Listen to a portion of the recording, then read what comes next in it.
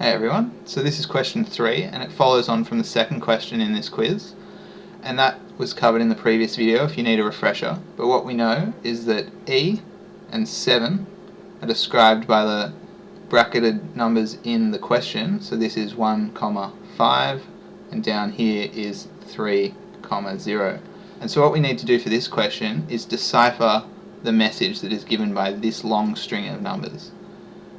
And what we know is down here in the question, to make it easier for ourselves, is that 2 of the answers start with C and 2 of the answers start with M. So our first thing to do is to find out whether this first letter here is a C or an M.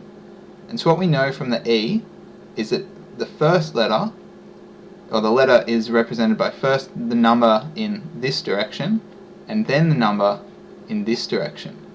So if we find where the C is over here, we know that it's 3, then 5.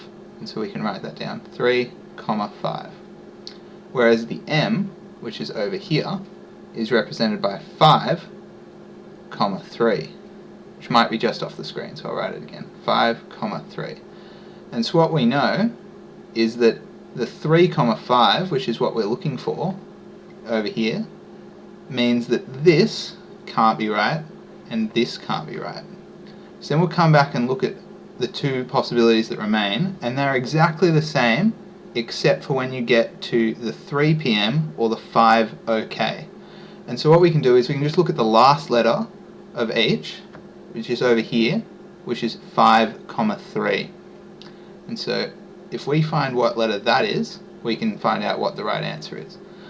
And so we'll come across to the 5, and then we'll go up to the 3, and we know that it's the M that we identified earlier, and so that means that the last letter must be an M and the first letter must be a C, which means that the only answer that remains is A, come at 3 p.m.